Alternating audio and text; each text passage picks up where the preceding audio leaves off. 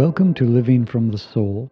This is your host, Sam Terode, and as a lifelong Frank Sinatra fan, today I'm excited to be speaking with Charles Granata. Chuck is the producer and co-host of Nancy Sinatra's weekly radio show on SiriusXM, Nancy for Frank, which recently concluded after 14 years and over 500 episodes. The best of Nancy for Frank continues to air every week. Chuck has worked on several Frank Sinatra box sets, including A Voice on Air and Sinatra in Hollywood. Most recently, he oversaw the restoration and reissue of the 1950 LP Sing and Dance with Frank Sinatra. Chuck is also the author of two acclaimed books, Sessions with Sinatra, Frank Sinatra and the Art of Recording, and Wouldn't It Be Nice, Brian Wilson and the Making of the Beach Boys' Pet Sounds. And he collaborated with music legends Phil Ramone and Johnny Mandel in writing their memoirs. Chuck is an amazing example of someone turning their childhood passion into a fulfilling career. So I hope you enjoy our conversation. And at the end of this episode, instead of the usual closing music, I'm going to include a track from my own Sinatra-inspired album titled Someone to Watch Over Me, recorded in 2015.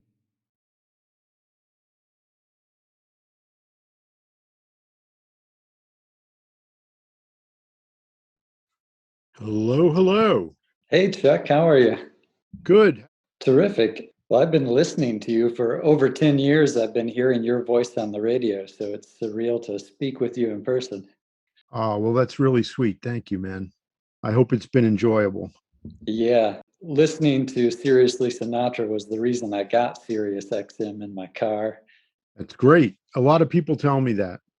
Well, when I had the idea of interviewing you, I didn't know that the Nancy for Frank show was going to come to a conclusion this year. So how has that change been for you? Well, for me, it certainly frees up a lot of time because I was doing all of the technical work, the writing, the recording of Nancy's voice parts, the mixing of music segments, mixing the entire show, music and voice breaks together, and then tweaking it all and delivering a 3-hour show each week. And I guess I didn't realize how much time and mental energy that took until I stopped doing it. Because for 14 years, every Friday, Saturday, Sunday, and other days in between, working on various parts of the show or staying ahead by writing scripts and getting ready to do interviews ahead of time, I was devoting a lot of time to it. Wow. So I noticed in the last couple of weeks, since our last show aired and I don't have those tasks anymore, that it's been a little easier for me. I've been able to spend more time with my family and do things on the weekends. And that's the silver lining, the nice part of it. Of course, it's a disappointment because I know that that show was near and dear to Nancy and was a primary way that she kept her dad's music at the forefront. She felt it was something that she could do to help keep people listening to Frank's music. So from that perspective, of course, it's a disappointment. But 14 years and 535 or so shows is a pretty good run. Yeah. I don't think we could have expected it would last that long. I don't think we could have asked for better support from a very loyal group of listeners. And hopefully it will survive as something that was important in bringing joy to a lot of people who love Frank's music. Yeah. And I've been doing a weekly podcast for just a couple months, and I already feel overwhelmed at times. I can't imagine doing a weekly radio show for so many years. Well, 3 hours, which is what Nancy wanted in the beginning. She was advised to do just 1 hour, maybe 2 hours. And she said, no, I want to do a 3-hour show and Chuck will help me. And it was not that it was difficult to do. It was just time consuming when you talk about pulling all of those music parts, each individual song out. And I literally handcrafted the show. I didn't just pull the music into a program and let it fly automatically. I adjusted the levels on every song. I adjusted very carefully the crossfades. I grouped it so that if there were any issues with a song, I could move them around. I could put the voice over a faulty ending or something. I really spent a lot of time digging into the minutia of how the show was mixed and segued. So it took time. That takes time. Yeah, amazing. How did you get into audio work and production? I know you were a police officer in the past, so I'm fascinated to hear how your career developed. Maybe begin with, say, after college. How did you get started? Well, I have to tell you that I was probably a very odd child because from the time I can remember, and from what my parents and family tell me, from the time I could walk and talk, I was always fascinated by records and record players. Hmm. And of course, that music that I was hearing was a big part of it. At the same time, I think as a very young child of 2 years old, 3 years old, it had to be fascinating on some level that this flat piece of plastic could create and produce this amazing music that I was hearing. So I guess those two things kind of intertwined. And my mom, who was a language arts teacher, had a really nice, comprehensive record collection. That included a lot of Frank Sinatra's Columbia albums and a lot of Latin folk music and some Russian folk music and Italian folk music and a lot of classical albums. And of course, because I, for some reason, was drawn to records, I would play with her record collection. And that's really how I got into records and music. And it just built from there. I started taking music lessons in fifth grade, discovered Sinatra's Capitol albums with Nelson. And then by the time I was 17, I came to learn that there were other Sinatra albums out there that I didn't know about that were out of print. And I just started seeking them out. Wow. Did you study music in college? I did not, I did not finish college because I was eager to begin my career in law enforcement. And my plan was to go back to college and study forensics at John Jay College of Criminal Justice. And by the time I worked for a police department in the rescue services for 3 years, and then I transferred to another department as a police officer. And by that time, I was already starting to make inroads breaking into the music business. So in 1992, I got a call from my good friend Will Friedwald, who was already an established writer and doing critiques and reviews for the New York Times. And he said to me, they're doing a complete Columbia box set at Sony Music. And he said, I'm doing the liner notes. He said, and they were looking for visuals. And I told them, you have every visual possible that they could want. And Will knew what my collection was like. I had collected rare, unusual foreign 78s and all types of EP and LP covers and singles and the advertising ephemera from the Columbia Records years. And he brought me in to Sony Music, and that was my first project, the 1992 Blue box set, the 12 CD set. And I spent a year working with the art director and the marketing team. And they were happy enough with what I did after that came out and got such good reviews that they put me in charge of all of the Sinatra issues at Sony Music from that point on. Wow. So I became the project director and co-producer. And I've continued to do that to today, which is kind of remarkable. Yeah, that's wild. So it was just your personal collection of Sinatra memorabilia Yeah. that got you into this position of working on these legacy reissues. Well, I was a photographer and I had toyed with, and I did work in a professional photo studio for a while after high school. And I was toying with following that passion for commercial photography. So I had a very strong visual talent.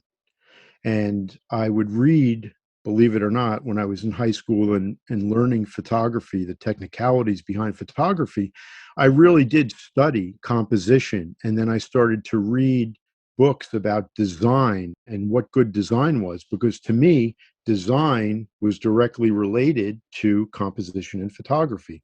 And, of course, I loved album cover art. I was raised on those Steinweiss and Jim Flora covers. So I also had this artistic side where I could guide the team that I was working with at Sony at Legacy Recordings and say, hey, this is an authentic cover from that period. And, the designer was X. And, we could either use it in its original form or we could modify it, but be respectful of the original design elements. And, we created some really nice, authentic covers and box sets with artwork. See, my philosophy has always been stay true to the original integrity and character of the original artist. So, I'm not looking to take Frank's Columbia recordings and remix them with a new orchestra. That's not what he intended when he went into the studio. Likewise, I'm not going to take a Capitol era photo and use it in a Columbia package, because that's not the moment in which this important and in many cases iconic recording was made. So, it's all about authenticity and staying true to not just the artist's intent, but the overall pop culture moment in which that art was made, that artwork and the recording. I became a Sinatra fan in the early 90s when I was about 15, 16 years old. His was just the music that resonated with me the most. The songs hit me and expressed what I was feeling when I had my first crush. Yeah. And I remember the big blue box set you talked about, the Columbia years coming out. And of course, that was too expensive.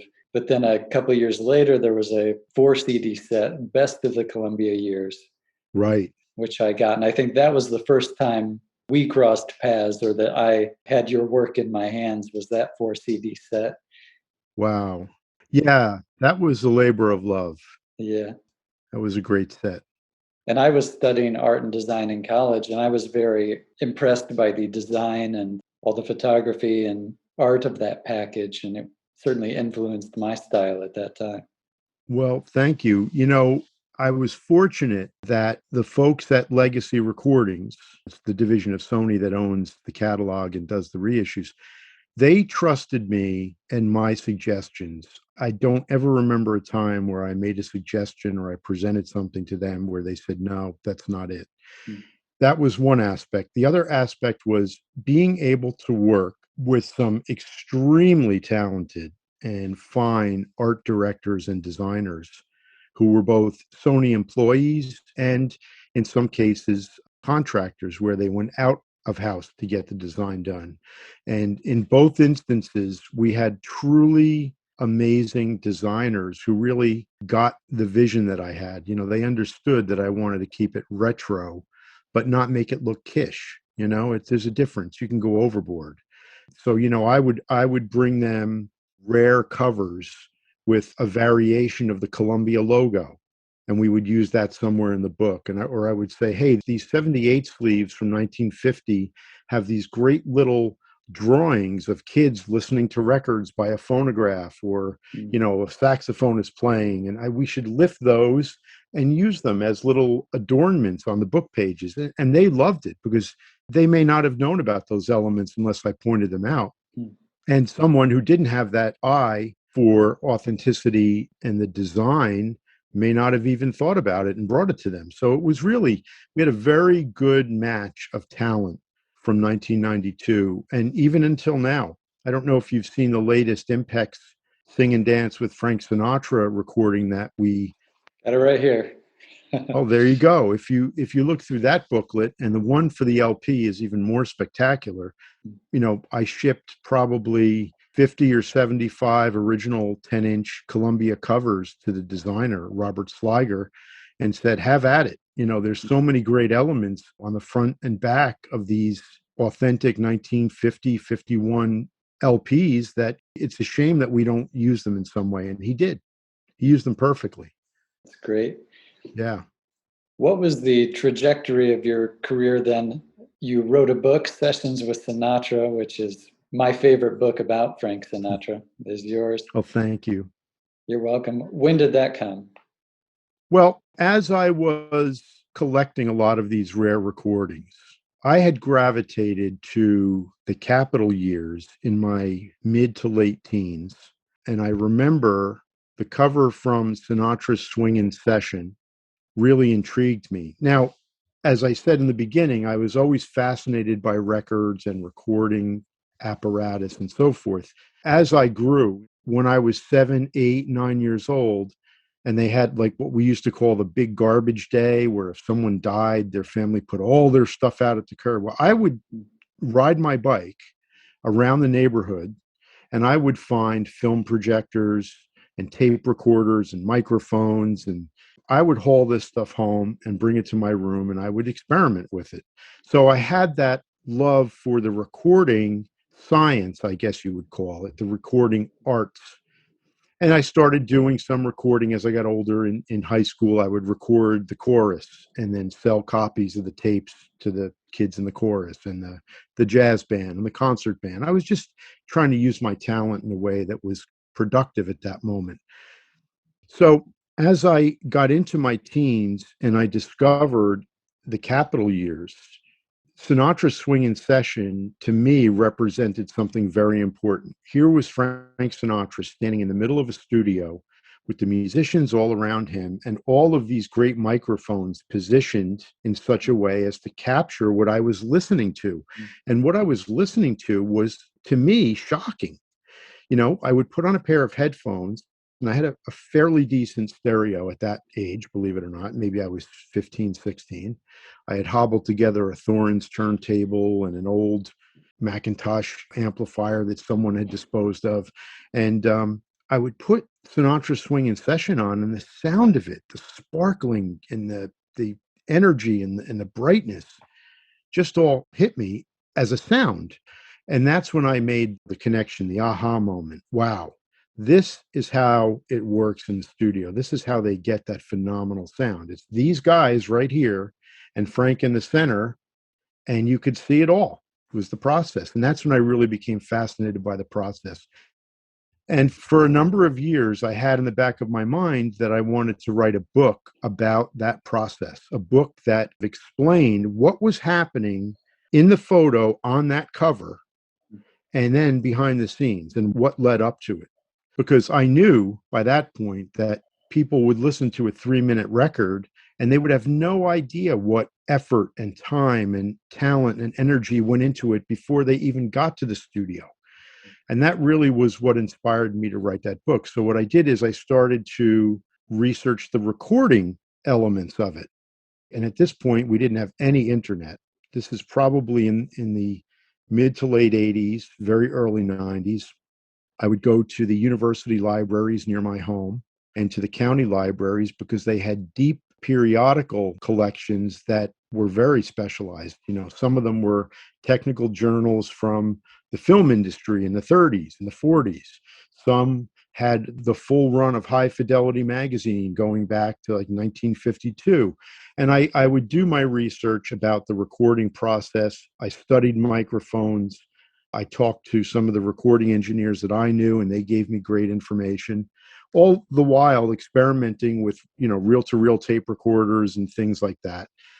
And then I started to just pick up the phone and call the musicians that were on Frank's records. By this point, I had the book in mind. I knew that I was going to make it a blend of the art and science of recording, Frank being the art and the craft, and the science being the recording aspect.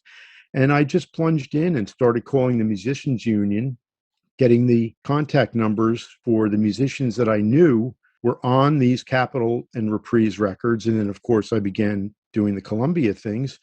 And I found that when I called them on the phone and said I was doing a book about the way Frank Sinatra made his records in the studio, they were all delighted to help and share their experiences. And to a person, and I think I probably have interviewed more than 250 people in this quest over the last 30 years, I say there was not one person who didn't have anything but great things to say about Frank and working in the studio. Great. When did you complete the book? The book actually came together and was published in 1999. Mm-hmm. So I really started researching in earnest. I think my first phone call to a musician was to Milt Bernhardt, who played trombone. He was with the Kenton Band. And of course, we can hear his blistering trombone solo on the Capitol recording of I've Got You Under My Skin. Yeah. And Milt was quite receptive, and we ended up becoming very good friends. We would get together when I was in California, and we would talk once a week for a couple hours on the phone for years. And I think I called Milt probably around 1989. So from that point on until 10 years later, I was doing research on the book, doing interviews. At this point, the internet was starting to come in. I was able to get more information. I joined forces with Will Friedwald because we met by chance, and I really had loved his book, Jazz Singing. And we started talking, and we realized we both loved Frank. We were both looking for rare Frank radio recordings, which is a whole other segment of my career. And then we were both planning on writing a book dedicated to Frank. Me as looking at the recording arts and the technical aspect, and Will really doing an overarching musical biography. So we joined forces and we started to share our interviews. We would frequently go on interviews together in New York City, and I would bring a high quality cassette recorder and conference microphones. And we have all these interviews, and they're wonderful. And that gave Will and me the basis to write our books. That's great. I read his book as well and enjoyed that. In the beginning of your book, you recap the history of microphones and recording technology. I think it's something people rarely stop and think about. And I can remember when it hit me that our whole modern conception of singing wouldn't be possible without the microphone. Absolutely. Before that, it was you had to belt so that the people in the back rows of the music hall could hear you. Yeah, there was no amplification. Early microphones were acoustic. If you think of the old horns on a Victrola, if the listener can visualize an old-fashioned gramophone, and it's really the symbol of the Grammy Award, that horn, that big open horn, was a microphone originally. You could sing into it, and the acoustic chamber there would funnel the sound down to a needle or a stylus, and it would cut the vibration or that sound into the groove or into the wax in the very beginning. Well, in 1925, they discovered that they could amplify a microphone. They could make it electrical. And that really allowed them to capture the true sound of a voice. And even though those earlier microphones from the late 20s and early 30s are not as good as the ones from 10 years later, they are amazing in that you get a much more realistic profile of a person's voice. Now, unfortunately, Enrico Caruso didn't record in the 30s, and we don't really know what his voice sounded like as a natural voice recorded electrically. We do know what it sounds like acoustically, and there is certain coloration and limits to acoustic recording that prohibits us from hearing that full range. But the microphone was the single most important invention in terms of music and musicality in the 1900s, for sure. Yeah. And it took singers a while to figure out what to do with it or how to exploit it. And I think with Frank Sinatra, what we have is the intimate emotional expression really coming through for the first time. Definitely. As you mentioned earlier, that whole notion of a performer projecting their voice to hit the back wall of the theater, and that's really where it came from, the theater. You would have to sing loud enough so the person in the last row could hear you. Ethel Merman developed that to perfection. She was known as the belter. She could hit the back wall with ease. It took a lot of practice. With the new microphones, after 1925, 26, You didn't have to shout. You didn't have to overemphasize. You could speak the way you and I are speaking now in a natural way without it being forced. And it did take some time for the singers, especially, to learn how to use a microphone. Of course, Bing Crosby was the first artist, the first major vocalist to be able to take advantage of the electrical microphone. He was already recording acoustically, and then when the electric microphone came along, it gave him the ability to amplify his voice and make more clear and true recordings that sounded like his voice. Sinatra started recording anyway in 1939, well into the electrical microphone era. And as we can hear, his voice is beautifully represented, whether we're talking about something he recorded in 1939 or the last thing he recorded in 1994. So that invention really did change things. And then, of course, if you look at the inner changes. So they went from a ribbon microphone in the 40s and early 50s, they shifted over to a condenser microphone, which used a vacuum tube. And that gave the sound that the microphone captured even warmer coloration and was even more accurate at reproducing certain voices. And then that just evolved, and the evolution continues even now. Yeah, I know it hit me reading your book that I used to think, well, Sinatra in the 40s was young, his voice hadn't matured, and that's why he sounded so much better in the 50s, 60s. Reading your book, I realized, no, it's that the recording technology improved.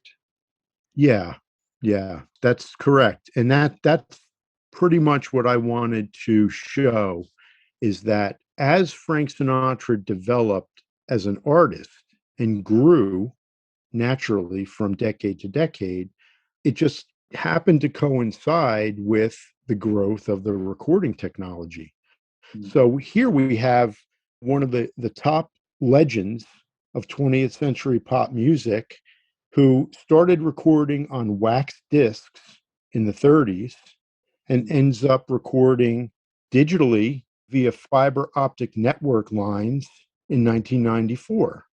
And, that's a big span. You're talking wax disc to CD and beyond. And, that the technology really was an important part of us being able to appreciate and hear this development in Frank's voice. And even on those recordings that were done on glass and aluminum discs in the 1940s and very early 50s, there's a beautiful clarity there. So they used great microphones, and the recording engineers were skilled, and they could really capture the full dynamic range of Frank's voice and the orchestra. Of course, when he went to Capitol and started recording with Nelson and Billy May and Gordon Jenkins, by that time we had magnetic tape, which gave you the best representation of what was happening before the microphones. We had condenser mics. They went into LP technology, where the surface noise of a record was very quiet. And then, of course, they went from monophonic or one channel to two channel stereo. So all of these things happened very quickly and in succession, right at the peak of Sinatra's artistry. He was definitely in the right place at the right time. The longevity is something that's always fascinated me, or making recordings from the 1930s to the 1990s. And I think that's why I don't get tired of listening to Frank Sinatra, is no matter what mood I'm in, there's some album or recording from a different part of his career that will hit me in the right spot at that moment. We think the same way, Sam, because I always say it's impossible. And I've been listening to this music since I was a kid, literally. It's impossible to get tired of listening to Frank Sinatra, because there's so much that he did. And it's so different in each of the four phases of his career that, as you said, when you get tired of listening to Capitol, who would? But if we do, we can turn back to the Dorsey period and listen to some very sweet big band recordings. And then we can go to Columbia and listen to this completely invested romantic crooner with this beautiful diction and warm phrasing, sing these tender love songs that became American standards. And then maybe you skip forward and you say, hey, I need some Basie. So you go to the 60s and listen to the Reprise years and Count Basie and Antonio Carlos Jobim and Duke Ellington. I mean, there's just such a richness here. You know, you can look at the contemporaries of Frank Sinatra who had similar bodies of work, Bing Crosby and Ella Fitzgerald. And even with those two artists, there's not the same diversity within their catalogs. Frank was always, I think he was just a restless guy who was always thinking of what he could do next and how he could change things up. And it's pretty evident when you listen to one particular song. I mean, the classic is Night and Day by Cole Porter. It's one of the things he sang for Cole Porter in the late 30s when Cole Porter stumbled into the rustic cabin in Englewood, New Jersey, and Frank was singing as a singing waiter with the Harry James Band, and he sang Night and Day for Cole Porter. And then he keeps it in his repertoire and records it 6 more times in different contexts with a big band swinging, with a lush string orchestra, with a dance band, with just guitar, as a disco song. I mean, he reinvented this one song so many times, but I think that speaks not just to his inventiveness, but also to the music that he was choosing. So that's a big part of Sinatra's brilliance, is the fact that he had a knack for understanding a great song when he heard one. And he would choose songs that would live on for the most part. There's very few duds in his 1,200 plus recording catalog. But the songs that he did choose and that he sang over and over again, he always freshened them up and made them seem different. He reinvented them and thus reinvented himself. Yeah, you mentioned the 2 albums with Antonio Carlos Jobim. Those are certainly all-time favorites of mine. And you wouldn't believe that that was the same singer doing the big band albums with Tommy Dorsey. Right. You know, I like to think of Frank, and I often describe him as a musical chameleon. He could literally immerse himself in a classical orchestra. Now, he did this when he toured in the early 40s, and he played at venues such as the Hollywood Bowl and Lewisam Stadium in New York and Robin Hood Dell in Philadelphia. And these were all the classical musicians from those orchestras. And if you listen to the Hollywood Bowl recordings he did in 1947, you can hear that he's almost becoming classical in the way he's singing the lyric, even though they're pop songs. And then he could go and sit with Count Basie, and he could sing and cavort with the band, and he became a different singer. He became part of the Basie band. It's almost like his vocalizing took on the same character as a Basie instrumentalist, and then he could do the same thing with Duke. And I think, of course, the greatest example of that ability to adapt to the style, the genre, the situation are the Jobim albums, especially the first one with Klaus Ogerman, because singing that style of music requires not just the sensitivity and the appreciation for the lyric, but it also involves a vocal technique. You're almost singing sotto voce, where it's almost a whisper in a way. And, to be able to do that and do it so perfectly and credibly is just astounding to me. He really had the ability to adapt to any situation that he was confronted with musically. Did that make sense, Sam? Does that make sense? Yeah. And that reminded me, and yet all that talent and innate genius would have been wasted had he been born in an earlier era before this microphone technology recording. And not only that, but another element of Sinatra being in the right place in the right time was the development of the Great American Songbook and all the songs being written in New York City in the 20s and 30s. Absolutely. And I feel that in the 40s, Sinatra really curated what we now call the Great American Songbook. It was the songs that he picked are the ones that went on to become those timeless classics. You're absolutely right. And I think people today, even people our age, don't realize that, we can listen to any song from our childhood right up until the current day. We don't even have to move in. We don't have to physically do anything. We can just say, Alexa, play Build Me Up Buttercup, and it comes on, right? Mhm.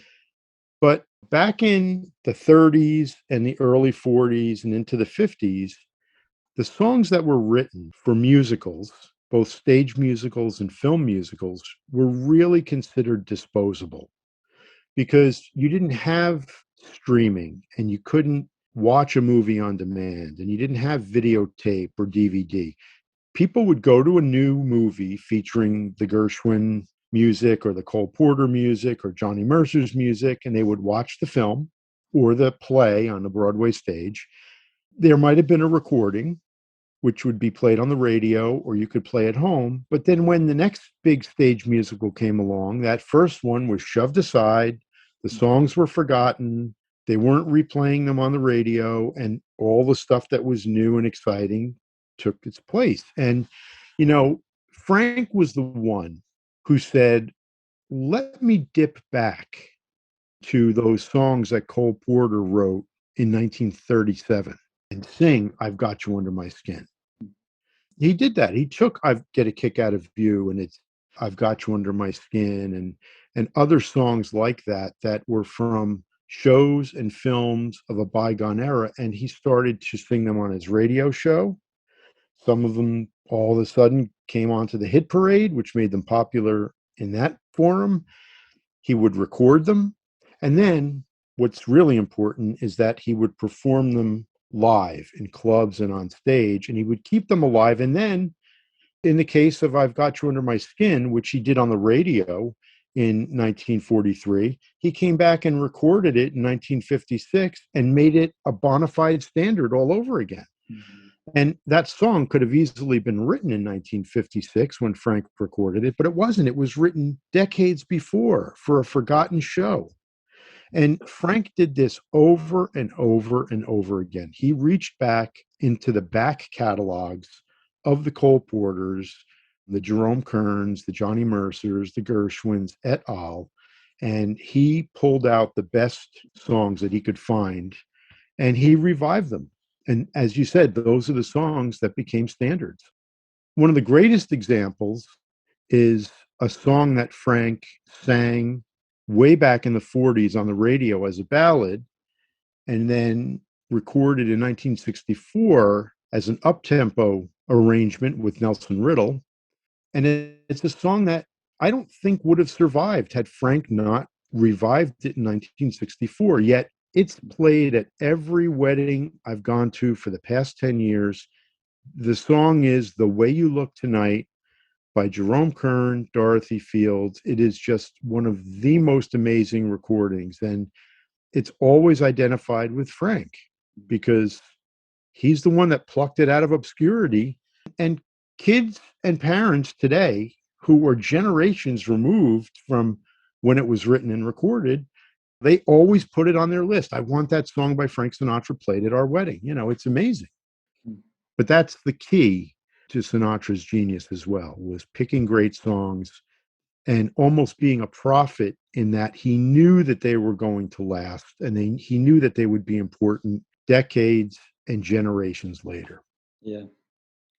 What were some of the factors that contributed to creating this great American songbook? What was it in New York City in the 20s and 30s that caused this flowering of great music, which I don't think has been surpassed? Well, when you think about the 1920s, because that's really where the musicals started to grow, you had Tin Pan Alley, which was literally a section of New York City where they had all of the songwriters coming to work to try and write popular songs for Broadway musicals. You had the music publishers, you had the song pluggers, the people who were taking the sheet music and bringing it to different agents and singers and saying, here, you want to sing this song? That was a song plugger. And by the way, back then, before records and shellac 78 recordings became really big, all of the money that was generated from songs came from those copies of the sheet music that was sold. So the song pluggers really were effective at getting the sheet music out. And in the best situations, someone would record the song, make it popular, and then families would go out, buy the sheet music, take it home, sit down, and sing it while mom or dad or little sister played the piano. Of course, by the 40s, recordings and jukeboxes supplanted the sale of sheet music, even though it continued. But that era, the Tin Pan Alley era, coincided with the growth of the American Broadway musical. And then, of course, Hollywood came into play. By the 30s, they were doing soundies and film musicals. So a part of that shifted to Hollywood. Thus, the Gershwins, who were based in New York and wrote for Broadway, they ended up moving temporarily to Los Angeles to write for film. So it was this confluence of different genres and different formats, the Broadway stage, film, just writing music to write a popular song, to sell sheet music. All of this kind of coalesced in that era. And that's what created or gave the foundation for the songs that became part of the American Songbook. And, I'll say something that I think is important here because I live on the East Coast and I live 13 miles from New York City. And I think sometimes those of us who have such close proximity to Broadway might take for granted what we have. There were people in the 1940s. If you think of when Rodgers and Hammerstein wrote Carousel and Oklahoma, there were people in South Dakota and Wyoming and Iowa in truly rural areas who couldn't afford to come to New York to see the musical. So how did they get it? How did they get it? Well, they got it on the radio. And the way they got it on the radio was through performers like Frank Sinatra taking those little golden nuggets, If I Loved You, and the Carousel Waltz, and Soliloquy, and these beautiful recordings that were part of the plot of the play, and presenting them on their radio shows. And in that regard, Frank and his colleagues really took the very best of those songs that were being written in Tin Pan Alley for Broadway, and he made them accessible. They made them accessible to the world, not just people in the New York area who could go to the theater. So if you were in Kansas, you could tune into Frank's show and you were sure to hear a great tune from one of the current Broadway shows. And that in itself was an amazing way of spreading the word and spreading the music out of the region where it was being performed. I wonder if the proximity of those songwriters to classical music had an influence in the sophistication of their songs, the Gershwins, Cole Porter, and these people. Do you think that they grew up on classical music and that's why their pop songs had a sophistication? Definitely. It's interesting because if you look at the influx of musicians into the Hollywood studios, the film studios in the early years, the overwhelming proportion of musicians were coming from Russia, Poland, Germany. And those were cultures where classical music was revered and was the pop music for their country and for their regions. I think that really did have a big hand because most of those songwriters, when you think of Irving Berlin, Jerome Kern, and the Gershwins, well, the Gershwins were born here, but their parents emigrated. It's what their parents were listening to in their households, going to the symphony in Russia, hearing the Russian composers. And I think that is why a lot of those songs do have really identifiable strains of classical music in them. You mentioned the impact of the 1940s radio programs. That's something that I just love, 1940s radio. I've been listening to a lot of the original Burns and Allen shows to help get me through these stressful times. They're great, aren't they? Yeah, Burns and Allen really hold up. And the box set that you curated, Sinatra of Voice on Air, Yes. that draws from those 1940s shows primarily. Well, it goes 1935 to 1955. But yeah, I love that set. Well, thank you. That was a labor of love, of course.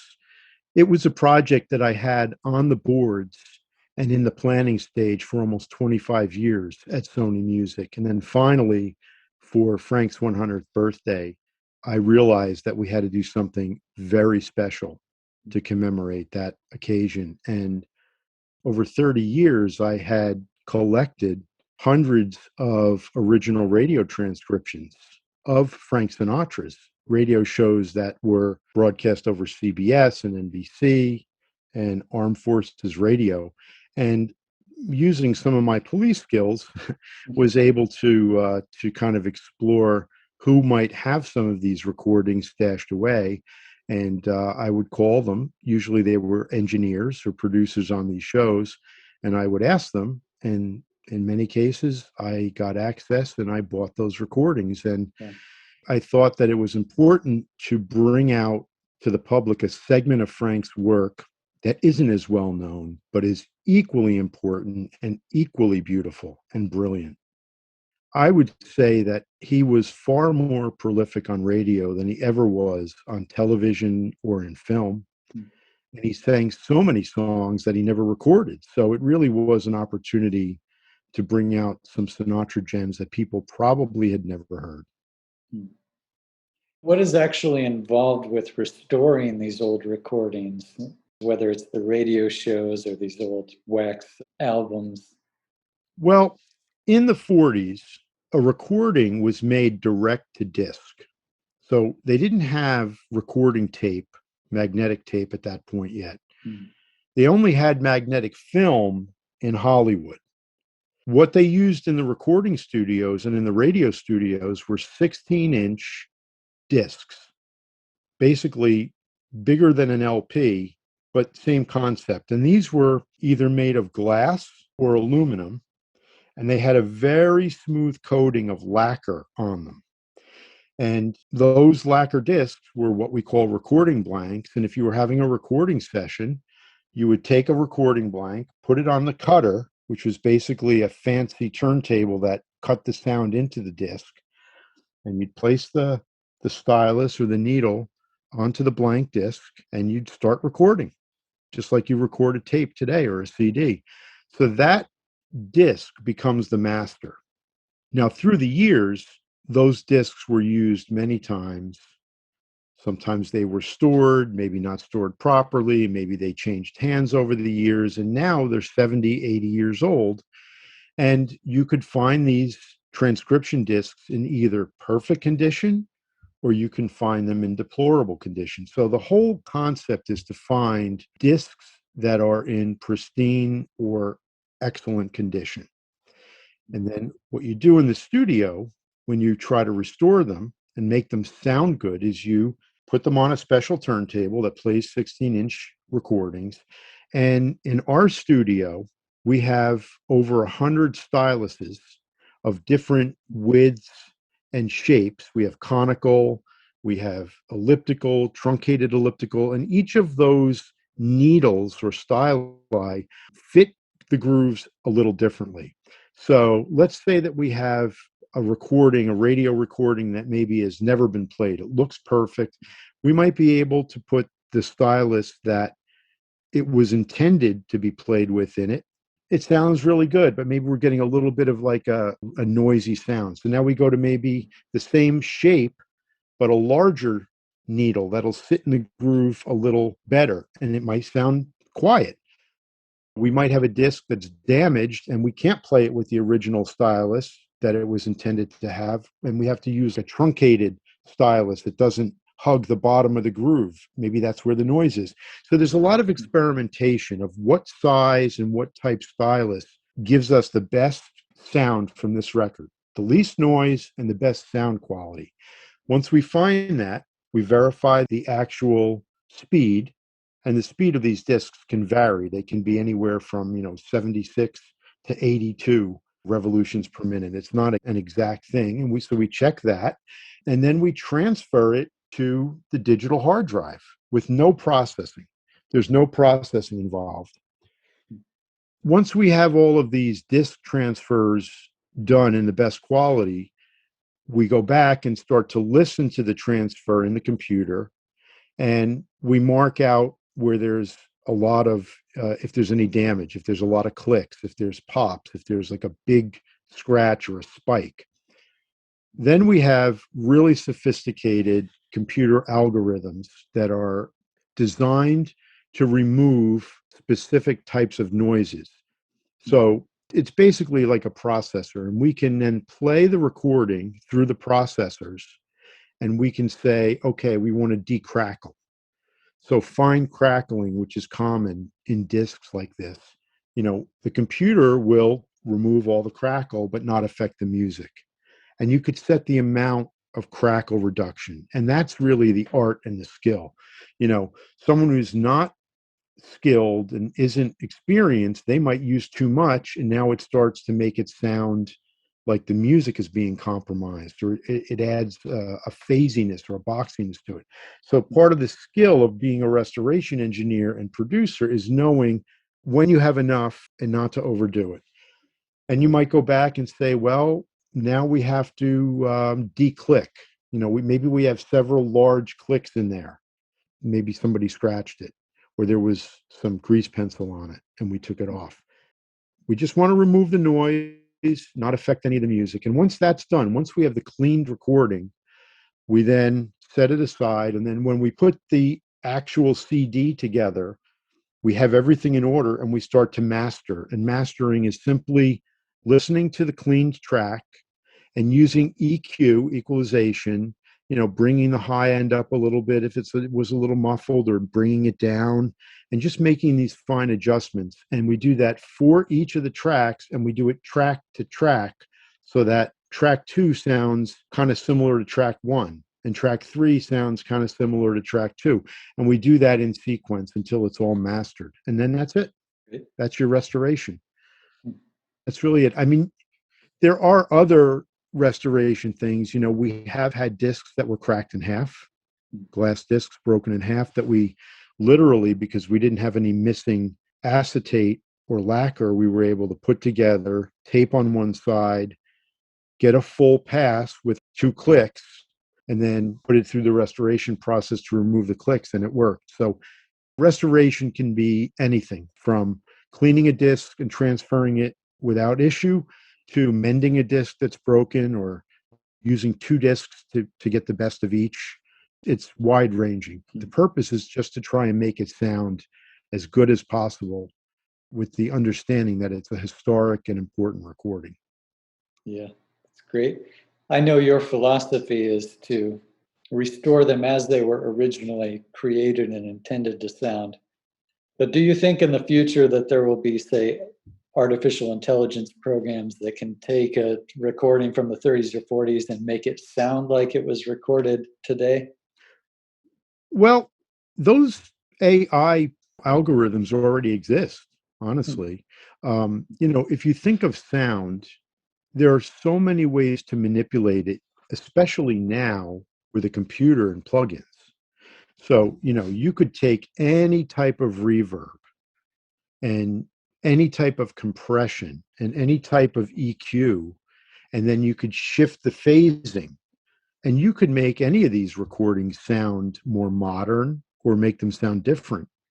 I think my job is to just be faithful to the original material and the media, and do no harm. It's like being a recording doctor.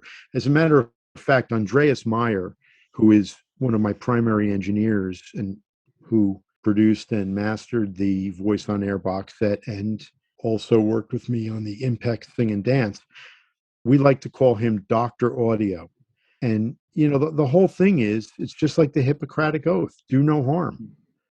A lot of young engineers who are in their 20s and 30s, who have never heard a shellac 78, who have never worked with magnetic tape, who have never worked with a transcription disc, they get these sound files And they feel that just because they can gussy them up and kind of synthesize and widen the sound from mono to kind of not stereo, but widen it and expand it and EQ it and add reverb, just because you have the tools doesn't mean you have to use them or you should use them. And it all goes back to understanding the material you're working with. I would approach a mono transcription disc very differently than I would approach a stereo magnetic tape master or, a multi-channel mag film master. Each of these things has inherent anomalies and unique things about the way they were recorded that you have to address, and you have to address them without detracting from the music or affecting the music. So it's a very fine line. Yeah, it's great. Your latest release, Sing and Dance with Frank Sinatra, I enjoyed this quite a bit. Especially the song Deep Night has always been one of my favorites. So I enjoyed hearing your refreshed edition of that. Isn't that really nice? Yeah. Yeah, that's an example of, for some unknown reason, after the song was recorded in 1951, there were 3 songs recorded that day. All 3 were issued. 2 of them sound wonderful. And Deep Night, the third, sounds like they put so much reverb on it that it sounds like somebody stuck a microphone in a toilet bowl. I could never understand why, and we could never find a better recording. I'm saying to myself, for the last 26 years, there must be a master out there that sounds just like the other 2 songs. They're all recorded in sequence on the same day, same studio, everything. Why did they add all this mucky reverb to Deep Night? Well, in doing my research in the vault for Sing and Dance with Frank Sinatra, I requested the Harry James session, which is what Deep Night comes from. And I ordered every reel that they had in the inventory. And when I got to the studio and opened the cartons, I pulled out this reel that I had never seen. And I said, wow, this is a sequential reel.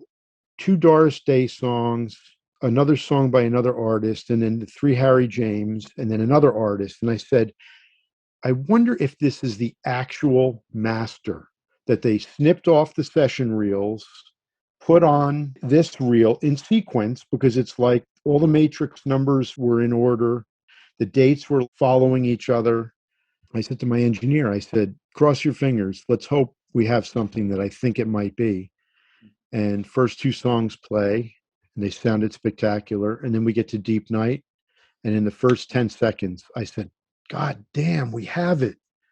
Where was it when we were working on the Blue Box and all these other things? It just never turned up. So we found the pre-reverb, I like to call it, the pre-reverb version of Deep Night. And that's what inspired me to put those cuts on the Sing and Dance album as a bonus. Well, first, Farewell to Love was arranged by George Saravo, and Saravo was the arranger for the whole Sing and Dance album. So I had to include that. And then I said to myself, even though Saravo didn't arrange Deep Night or write it, I definitely need to include it. It's got to get out there, and this is the place. So I just put it in there. Yeah. So I love hearing Frank back reunited with Harry James. yeah, it makes you wish that they had done at least a full 10-inch album together. Yeah. Right? Yeah. Isn't that amazing? I mean, they could have easily done another 5 songs and had a brilliant 10-inch LP. In the 1970s, they reunited for Yeah. a couple concerts, and those are wonderful. Hey, they could have done an album then. It would have been really an incredible thing. Of all things, there's a John Denver special from the 1970s where he has Frank Sinatra as his guest, and he brings Harry James, Count Basie, Nelson Riddle, Gordon Yeah. Jenkins. And it's the greatest assemblage of Frank Sinatra's musical collaborators ever assembled. I think, why was John Denver the one to do this? I agree. I always thought that they should have turned that into an album. Yeah. That would have been great. It's fascinating how you use your detective skills in tracking down these old recordings and such. Your policing has come in handy in an unusual way. No, definitely. Yeah, there are little tricks that you can use and deeper databases that you can search to find someone. But it's all really just process of elimination. You find out where they used to live. It's just tracking. That's all it is. Talking to people. If you're an investigator and you're working a case, the most important thing to do is talk to people. You talk to neighbors near the crime scene. You talk to witnesses that might have been passing by, and that's where you usually get little nuggets that on their own might seem to be insignificant. But when you start putting them together and you create a timeline and you put those people in, you start to realize that there is a story here. And sometimes they tell a story that connects and fits and leads you to something else. And I've done that a lot of times with trying to track down people. I mean, people who were behind the scenes and whose names were never really known. A radio technician, a radio producer from 70 years ago, when you're looking for their son or their daughter, I mean, it's like a needle in a haystack sometimes. And then, of course, there are auctions where these transcriptions become available. There are collectors across the country, and dealers that buy estates, especially in California. So I have some very good contacts there. And when something comes up pertaining to Sinatra's radio transcriptions, I usually get a call or an email, which is great because now they know what I'm doing with it. They know that it's important. My Sinatra transcription collection is about 600 pieces. And what I did last year is I donated it to Michael Feinstein's Great American Songbook Foundation, which is in Carmel, Indiana. And Michael and I are close friends. And when I thought about what to do with these discs, which are fragile and in some cases beginning to deteriorate simply because their useful life is reaching an end, I wanted them to go to a place that would have the same care for them that I've given them over the last 30 years. And Michael has created an amazing foundation dedicated to preserving and reimagining the Great American Songbook. That's where his extensive collection of transcription and film recording discs are going. And at least now I know that they'll be properly cared for and preserved in an environment that is conducive to hopefully extending their life. It's wonderful. Yeah. Well, your career was a mystery to me before today. I wondered, how did you go from policing to working with these vintage Sinatra recordings to writing books and then working with Nancy Sinatra? It seems like your people skills are the connecting thread. Well, thank you, man. I love people. I love talking about music. I love talking about anything that's interesting.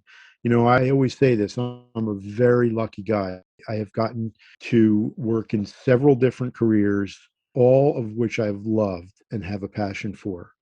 And yeah, I mean, I had the talent, I had the skill, but there was a lot of luck. And I do have to say that Nancy was a turning point for me because I met her right after I'd started working at Sony Music, and she liked what we were doing with the big blue box.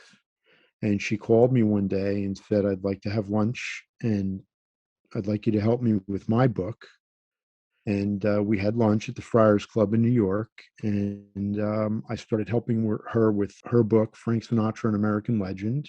And it just grew from there. We became close friends, and she brought me on CBS Sunday morning and introduced me to, doing television, and that amped up my credibility. I was on Fresh Air with Terry Gross with Nancy the first time I appeared on that show. And Nancy has always been an incredible champion and supporter of my work.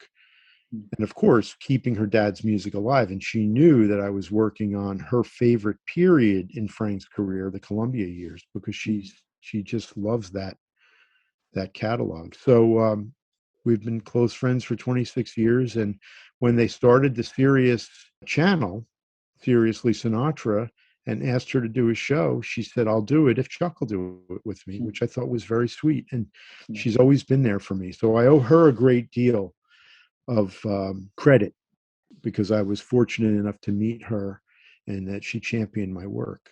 So yeah, it's been fun.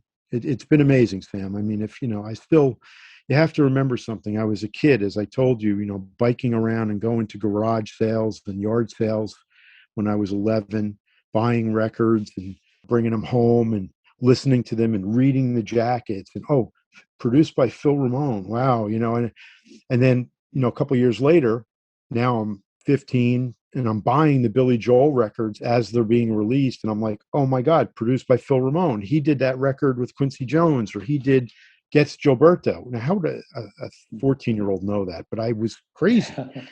I had all these records. My record collection was huge when I was in my teens. And then, of course, who would have thought that 30 years later, I'd be writing Phil's book with him? I mean, my life worked out the way it should. And I think, even if you don't believe in God or if you're not spiritual, there's something there.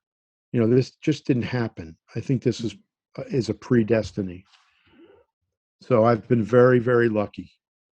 Well, this podcast is all about spirituality. So you're welcome to bring that in. Well, I'm not necessarily a religious person, although I was raised Roman Catholic, but I am definitely a spiritual person, and I believe in spirituality, and I believe in living a life and conducting yourself and treating people the way God would have treated them. To me, that's spirituality. That's great. What you can give, not what you can get, and how you can make someone's life better and easier. And you don't need money to do it. I mean, yeah, it's always great if you have a little extra that you can share with someone in need, but you can do it just by being a friend and being a good person and doing something, that's selfless. And that's kind of what I've tried to live my life by, those tenets. That's great. I definitely resonate with that. Love your perspective. And I love sharing the music. So I'm not one of those, I've never been one of those collectors who says, and boy, there are many of them, oh, I have this rare recording and no one can hear it. It's mine. And it sits on their shelf. The whole point of that radio box set was, hey, I've collected all of these radio recordings so that they are preserved and one day could be heard. Well, here's a great opportunity to start getting them out. Let's do it. And fortunately, I had the conduit. But that's what it's about. It's about sharing. Everything is about sharing in life. Well, that's great. And while the overarching theme of my podcast is spirituality and passion in your work and living from your true essence, it's really an excuse for me to talk to interesting people I've connected with online. And yeah, it's been wonderful to talk with you, and I appreciate you taking the time. Oh, my pleasure, Sam. I've always enjoyed our online dialogue, and it's so great to join you today on this podcast.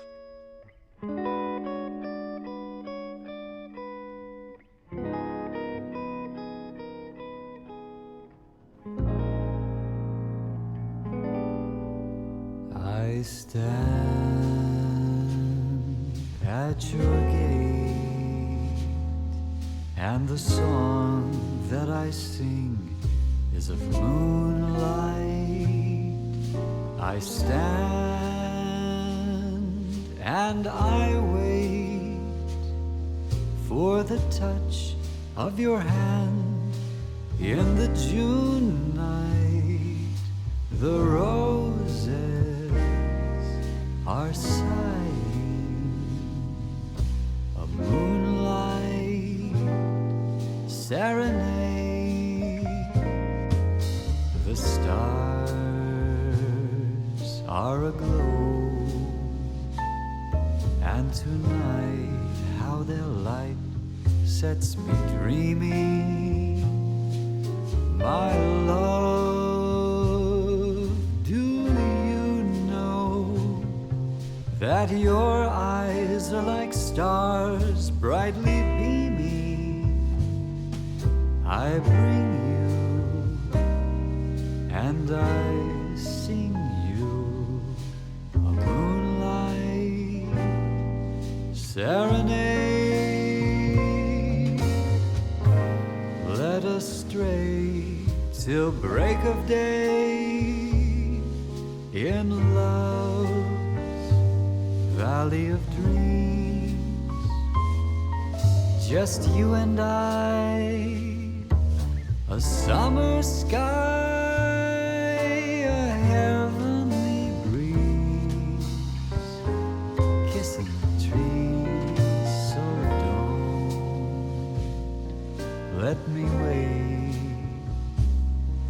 come to me tenderly in the June night.